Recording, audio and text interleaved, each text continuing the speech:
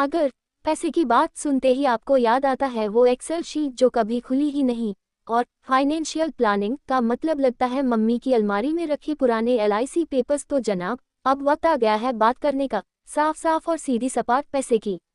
यही सिखाती है ये सुपर सुंदर देसी टच वाली मोनिका हालान की किताब लेट्स टॉक मनी। नमस्ते दोस्तों, मैं समरीवाली और आज हम बात करेंगे एक ऐसे टॉपिक पर जिसे हम अक्सर इग्नोर करते हैं, लेकिन वही हमारी हर टेंशन की जड़ बन जाता है, पर्सनल फाइनेंस। इस किताब में लेखिका मोनिका हालन ने फाइनेंशियल प्लानिंग को बिल्कुल मीडियम मसाला अंदाज में समझाया है। न ज्यादा तड़का, न बिना नमक, बस वो सब कुछ जो आपको पैसा कमाने के बाद उसे टिकाने और बढ़ाने में मदद करे।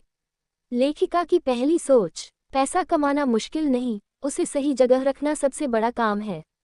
अब सोचिए, आपने 50,000 की सैलरी ली, मोबाइल अपडेट किया, ऑनलाइन शॉपिंग हुई और फिर आखिरी वीकेंड आते ही बोले ब्रो पेट्रोल तू भरवा प्लीज देना आज। मोनिका बताती हैं, जब तक पैसा आपके दिमाग से होकर खर्च नहीं होता वो हमेशा कम लगेगा।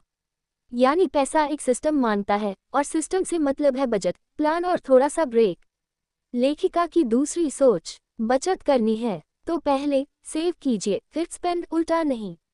अब जरा रुकिए, हम में से बहुत लोग कहते हैं जो बचा वो सेव कर लेंगे, लेकिन होता क्या है, कुछ बचता ही नहीं। लेखिका कहती हैं, हर महीने सैलरी आते ही सबसे पहले सेविंग्स को निकालिए, मानो वो कोई किराएदार हो जैसे टाइम पर भेजना ही है। बाकी जो बचेगा उसी में खर्चा चलाए, जैसे दाल रोटी से पेट भरता है, पिज्जा कभी कभी चलेगा। लेखिका की तीसरी सोच, हर इन्वेस्टमेंट स्कीम नहीं, कुछ स्कीमें बस मीठी बातों में फंसाने वाली होती हैं। अब सोचिए, आपके दोस्त ने व्हाट्सएप पर लिंक भेजा, 1,000 रुपये इन्वेस्ट करो, 3 महीने में 3,000 रुपये मिलेगा। आपने कर दिया और फिर कंपनी उड़न छू। मोनिका समझाती हैं, हर चमकती चीज गोल्ड नहीं होती और हर स्कीम नहीं, स्कैम हो सकती है। इसलिए FD, म्यूचुअल फंड और इंडेक्स फंड जैसे भरोसेमंद ऑप्शन को पकड़िए और व्हाट्सएप यूनिवर्सिटी से दूर रहिए। लेखिका की चौथी सोच, इंश्योरेंस सुरक्षा है, निवेश नहीं, इसे पॉलिसी बाजार नहीं, पीस बाजार समझो। अब सोचिए, राहुल ने एक पॉलिसी ली जो कहती थी 10 लाख रुपए का कवर, साथ में रिटर्न भी। लेकिन जब क्लेम का टाइम आया तो पता चला कवर तो है पर शर्तों के बक्से में दबा हुआ है। मोनिका कहती हैं, इंश्योरेंस का मतलब है सुरक्षा, न कि रिटर्न। लाइफ इंश्योरेंस यानी pure term plan, health insurance यानी कॉम्प्रहेंसिव कवर। बाकी सब बस जलेबी की तरह घुमाया जाता है। अगर अब तक ये समरी आपके फाइनेंस के दिमाग को रिफ्रेश कर रही है तो लाइक और सब्सक्राइब जरूर करिए। और बताएं, क्या आपने कभी किसी गलत स्कीम में फंसकर पैसे गंवाए हैं? कमेंट में लिखिए ताकि और लोग सतर्क रहें। लेखिका की पांचवी सोच, हर किसी को अपना इमरजेंसी फंड चाहिए, वरना बीमारी आए और एमी भी साथ में रोने लगे।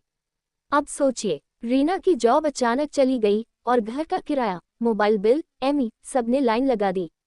उसके पास सेविंग्स नहीं थी और तब उसने जाना रेनी डे फंड सिर्फ मुहावरा नहीं, जरूरत है। मोनिका कहती हैं, कम से कम 6 महीने की बेसिक जरूरतों का पैसा एक अलग अकाउंट में रखिए, छूने की मनाही होनी चाहिए, जैसे बच्चों की दिवाली मिठाई। लेखिका की छठी सोच, पैसा अकेले नहीं आता, उसके साथ आता है एक जिम्मेदारी भरा रिश्ता। अब सोचिए, अगर आपने शादी कर ली लेकिन खर्च और फाइनेंशियल डिसीजन अकेले लेते रहे तो पार्टनर बोलेगा मेरे बिना ही सब तय कर लिया। मोनिका बताती हैं, फाइनेंशियल प्लानिंग भी एक फैमिली प्रोजेक्ट है। बात कीजिए पार्टनर से, बच्चों से, माता पिता से, ताकि पैसा सीक्रेट नहीं, सपोर्ट सिस्टम बन जाए। अब इस किताब की सबसे बड़ी सीख ये है, पैसा अगर साफ, सिंपल और समझदारी से हैंडल किया जाए तो वो तनाव नहीं, ताकत बनता है। मोनिका हालन आपको डरा कर नहीं, प्यार से समझाती है कि पैसा कोई रॉकेट साइंस नहीं, बस थोड़ी सोच, थोड़ी प्लानिंग और थोड़ा पेशेंस चाहिए।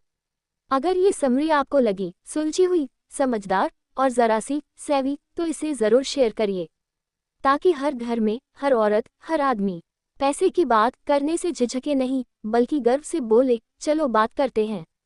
पूरी किताब पढ़नी है तो डिस्क्रिप्शन में क्लिक करिए, क्योंकि आपका फाइनेंशियल स्वैग वहीं से शुरू होता है।